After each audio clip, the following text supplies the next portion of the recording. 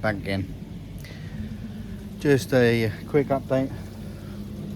Fish all seem to be fine. This week I've decided to, so I've got a few smaller fish in my pond at a minute, ranging from about 22 to 30, just under 30. One of them's actually, about 33. So what I've decided to do, where my pond is just under 5 meters, was a 4.8 meters long. Basically what I'm going to do is I'm going to put a divider net in for the summer. So it's going to divide one end of the pond, and I'm going to segregate the smaller fish and put an auto feeder on that part of the pond for the smaller fish, in the hope that I would get better growth out of them this year. Not everyone can afford a grow on or have the room for a grow on. One, I mean, I could probably buy one and stuff, but I ain't really got the room. I don't want to take any more garden up, so this is my solution. And I will flip you around in a second, guys, and I'll show you what I'm planning on doing.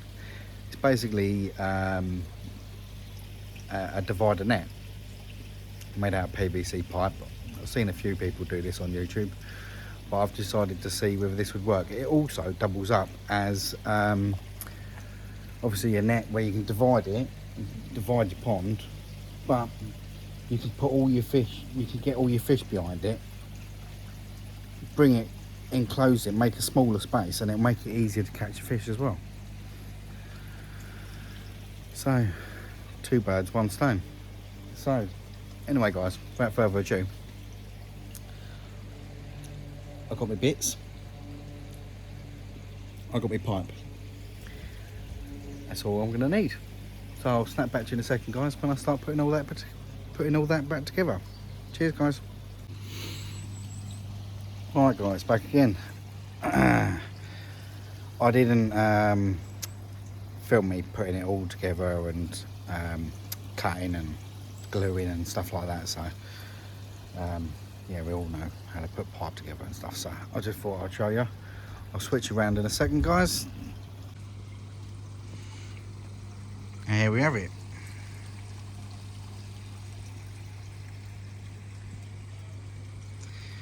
Nice tight net, a bit like what you would do for the top as a net cover, just slightly smaller so it'll go in. This is all nice and tight.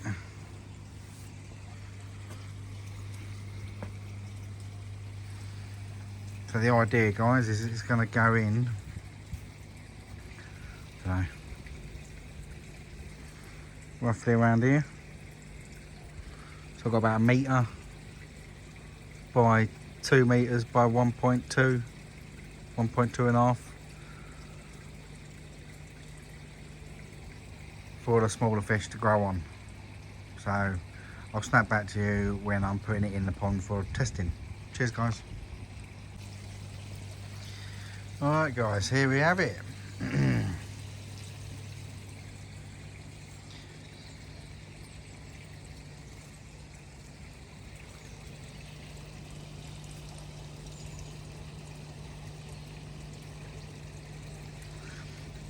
As you can see, Jacko got stuck in there when I was putting it in, but yeah, principle's working, I think.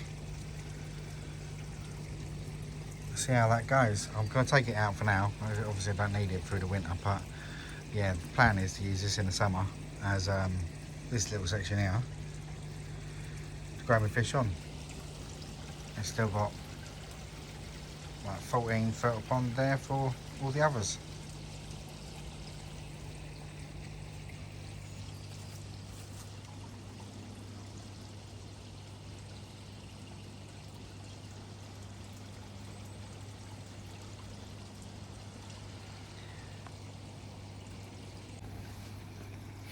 yeah, so seems to have worked. It's standing up quite well. What I will do is I'm going to put some pipe clips down here on both sides, clip it in, but it's pretty sturdy. I mean, it's not going to fall over, but yeah, put some pipe clips in there on both ends. I can have it whatever way I want it. I'm probably going to start with about this much space for the small fish.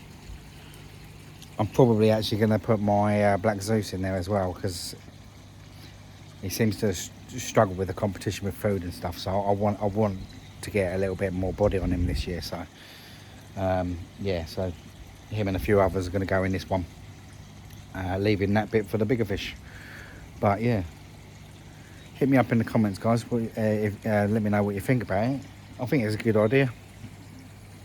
Still plenty of room in there for the other fish. It's still like 13, 14 foot of pond space in there, so still a good 2,000 gallons left there. So yeah, just saves you having to buy a grow on tank if you can segregate the fish.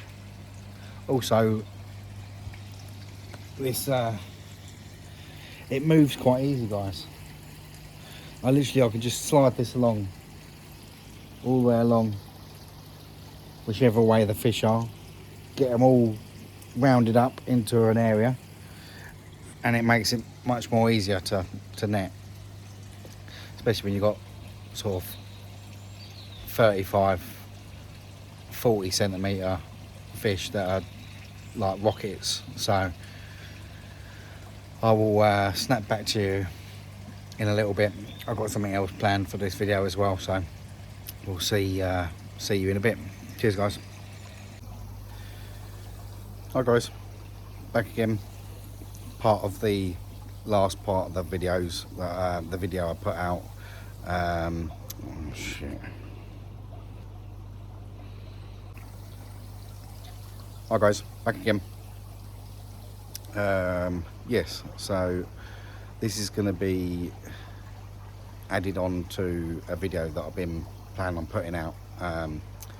So as you know, the pond went through the PP treatments fine, and fish all seemed fine. I gave them a week after the 2 doses of PP, and then I got a couple of them out to scrape them. The PP did the trick, got rid of the fluke, got rid of the costia. There was nothing on them. And then about 2 days later I saw some flashing, so I thought, well, temperatures have dropped, I'll get one out, have a look. So I got my Sakai Kahaku out and did a scrape and found white spot. So that was Tuesday just gone. I did an FMG treatment, standard dose, what it says on the packet.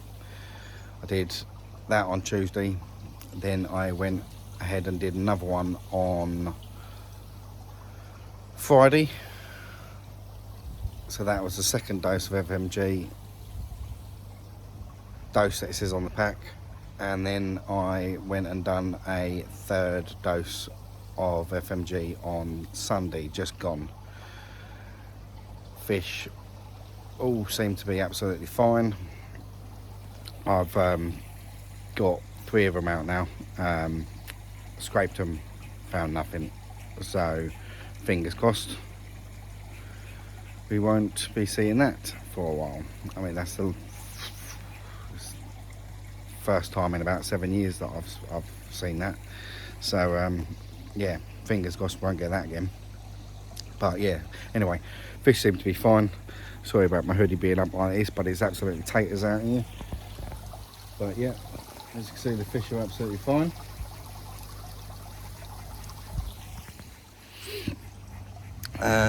Purpose for this part of the video was actually to show you what I've got planned. So I've been planning on, as you know, that I had a Trident upflow, like easy replacement. At the minute in my pond, in my filter that I'm running, just the standard easy. So with the Tridents, they're brilliant, but they're a pain in the arse. You have to clean them out, like literally, like when I'm feeding in the summer every day. So what I've decided to do is try and make it more efficient.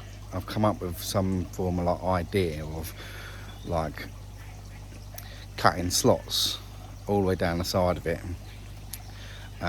almost sort of like a drum concept. So it's going to have slots cut in all the way around the outside of it, and I'm going to hopefully use a 200 micron mesh to wrap it in, and yeah, we'll see what happens. I'll either completely fuck it up, which ain't losing anything because it's down there and been in the pond for about 6 months, and yeah, it's been up for sale for forever and no one seems to want to buy them. So I'm going to attempt to cut it up and do some bits and bobs to it. So if you guys want to follow me on this journey, see whether I fuck it up completely or yeah, so switch around.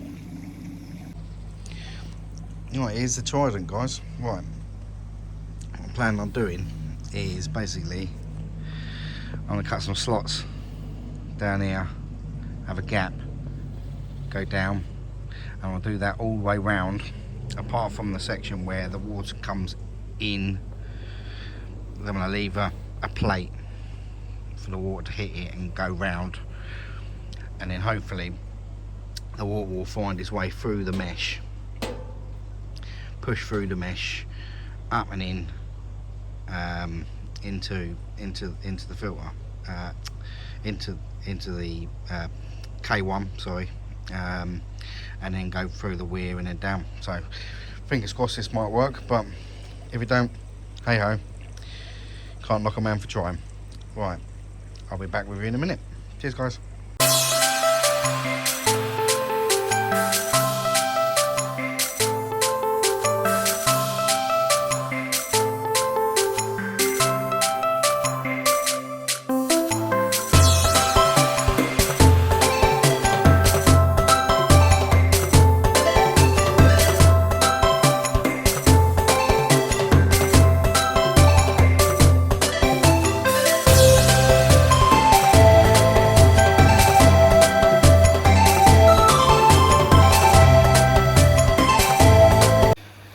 Right, back again, guys.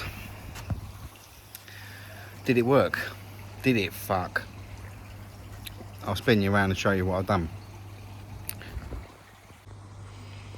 There we have it, guys. Obviously the lid went in, the media went in there. Now, Aaron from B.F.K.A, he did say to me that it probably wouldn't work where I've gone too high, so the water was just going straight through that,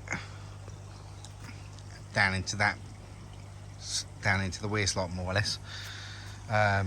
It was going through the media, but a lot of it was just going straight through, so yeah, it didn't work.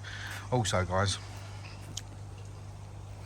I'm going to come back to this. I'm going to go back to the drawing board a little bit. But one, it looks like I've cut it out with my teeth, but also it's as tight as I can get this mesh.